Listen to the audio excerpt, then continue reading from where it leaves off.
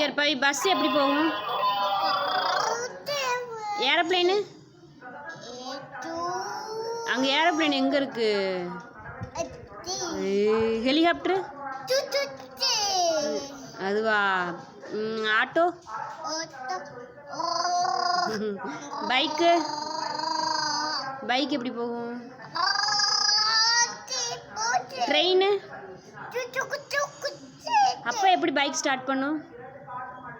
எங்கே ஸ்டார்ட் பண்ணி காமி எந்திரி. அப்போ எப்படி பைக் ஸ்டார்ட் பண்ணும்? அப்படி ஓங்கி அடிக்குமா?